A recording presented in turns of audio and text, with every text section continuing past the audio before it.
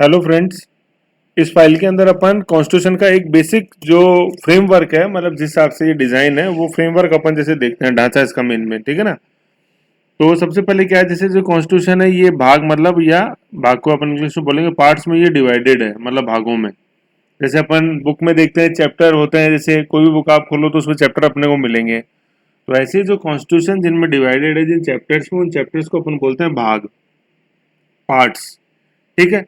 तो ये जो टोटल चैप्टर हैं अपने इंडियन कॉन्स्टिट्यूशन में, वो टोटल चैप्टर 22 है, 22, ठीक है ना। ये 22 कैसे हैं, जैसे अपन इनकी यूनिक नंबरिंग देखते हैं, जैसे 1 2 3 4, ठीक है ना। 4 के बाद 5 6 7 8 9, फिर 9 अब डबल 3 बार है, फिर अभी उस चीज को छोड़ो, फिर 10 11 12, ऐसे अपन 22 तक आते हैं, 22 तक। तो 22 ये पार्ट्स हैं इसके अंदर। समझ गए। पहले तो बेसिक चीज ये समझो, बेसिक क्वेश्चन ये है कि कितने भाग कितने पार्ट्स हैं इंडियन कॉन्स्टिट्यूशन में, तो there are 22 parts in Indian constitution. Okay, फिर क्या है, इधर अगला लास्ट वाला कॉलम देखो, अनुच्छेद, ठीक है ना। अनुच्छेद आर्टिकल मैंने आपको थ्योरी में बताया था। इंडियन कॉन्स्टिट्यूशन के जो अपन जैसे देखेंगे फीचर्स के रूप में जो लिखे हुए हैं वो आर्टिकल्स हैं, अनुच्छेद। और इंडियन कॉन्स्टिट्यूशन के अलावा जितने भी लॉ हैं on the soil of India, उनके जो प्रोविजंस हैं उनको अपन सेक्शन या धारा बोलते हैं, ठीक है ना। जैसे धारा 420, धारा 151, धारा 498, 498, ठीक है ना। तो वो सब सेक्शंस हैं, चाहे वो आईपीसी हो, सीआरपीसी हो, कोई सा भी हो। चाहे जैसे अपन देखते हैं राइट टू इन्फॉर्मेशन है, ठीक है, धारा 1, धारा 7, सेक्शन 1, सेक्शन 7, ऐसे बोलेंगे। जबकि इंडियन कॉन्स्टिट्यूशन के जो प्रोविजंस हैं उनके लिए स्पेसिफिक वर्ड यूज आता है, क्या, अनुच्छेद या आर्टिकल। ये समझना है। कहने का मतलब बस इतना ही है स्टूडेंट्स, कि कभी भी कॉन्स्टिट्यूशन के संदर्भ में अपन को धारा या सेक्शन वर्ड यूज नहीं करना। ओके, तो अब जैसे अपन जैसे देखें, ये आर्टिकल्स की जैसे अपन बात कर रहे हैं, तो आर्टिकल जैसे अपन जैसे देखें 1 से स्टार्ट होकर लास्ट कहाँ तक जाते हैं, ये 395 तक, 395 तक, ठीक है ना।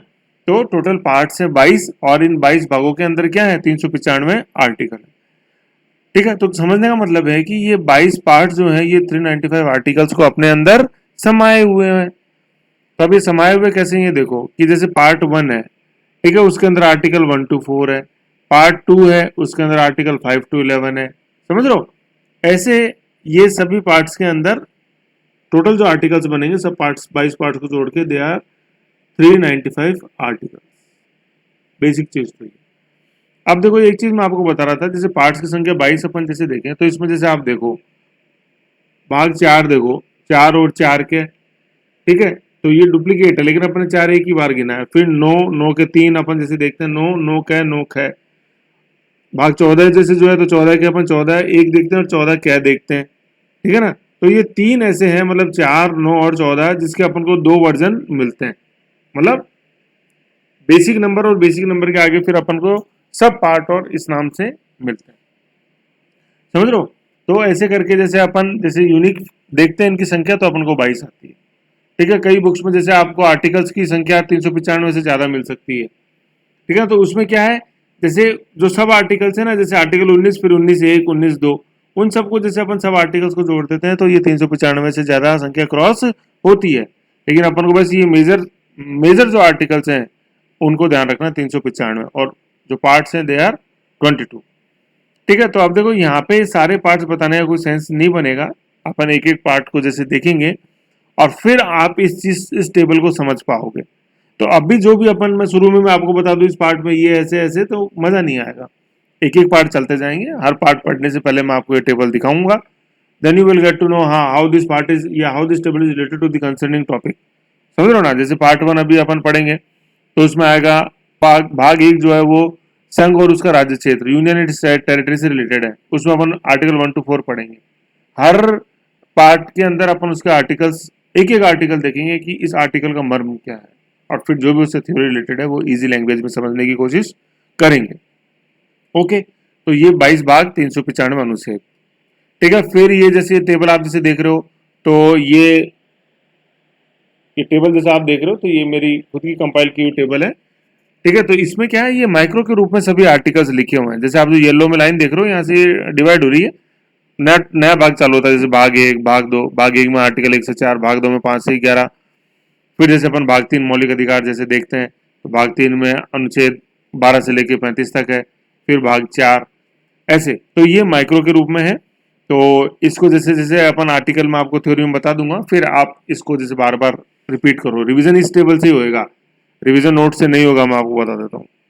रिवीजन एग्जाम की दृष्टि से पीपीआर जब अपन करेंगे पन्ना पलट रिवीजन, तो ये इसी से होगा, समझ रहे हो? तो ये इंपॉर्टेंट है।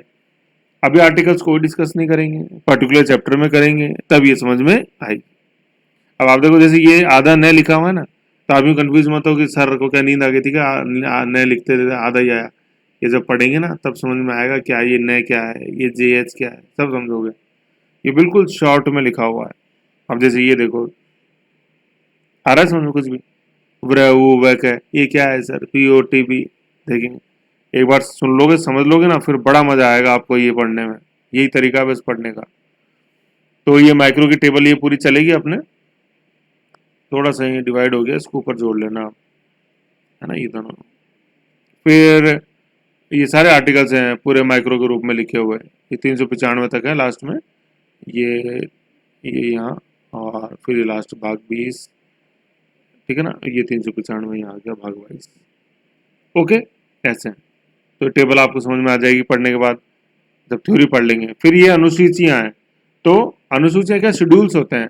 शेड्यूल क्या है, जैसे मेन कॉन्स्टिट्यूशन में कोई चीज जैसे लिखने से रह गई, या वहां लिखते तो शायद कॉम्प्लेक्शन पैदा हो जाता है, कंफ्यूजन पैदा होता, तो उसको अलग से लिख दिया। जैसे बुक के एंड में अपन जैसे देखते हैं कि बुक के अंदर कोई चीज रहने से, लिखने से, मेंशन करने से लेकर चूक गया, तो अपेंडिक्स अपन बाद में लगा देते हैं, समझ रहे हो? तो ये अपेंडिक्स बस है। या कई बार लेखक जानबूझ के मेन चैप्टर में चीज नहीं लिखता कि हो सकता है उससे कंफ्यूजन बन जाए, तो अपेंडिक्स के रूप में, सप्लीमेंट्री के रूप में जोड़ दिया जाता है बुक में। Same concept is applicable to our constitution also.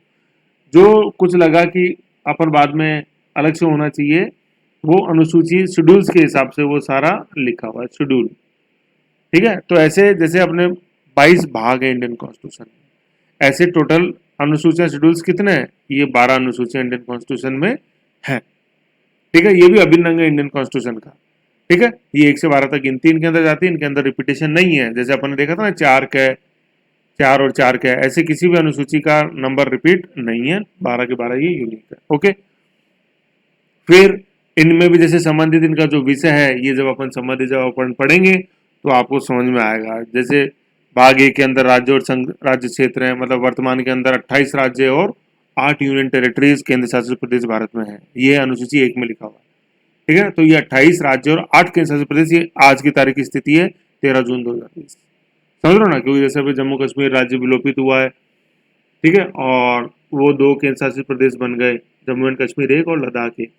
और जैसे अपन देखते हैं कि दमन एंड दीव और दादर और नागर हवेली, जो पहले 2 यूनियन टेरिटरी हुआ करती थी, दमन एंड दीव अलग था, दादर नागर अलग था, उनका 26 जनवरी 2020 को विलय कर दिया गया है और एक यूनियन टेरिटरी बना दी गई है, ठीक है ना। मतलब दमन एंड दीव और मतलब Dadar Nagar Haveli and Daman and Diu, ऐसे है वो,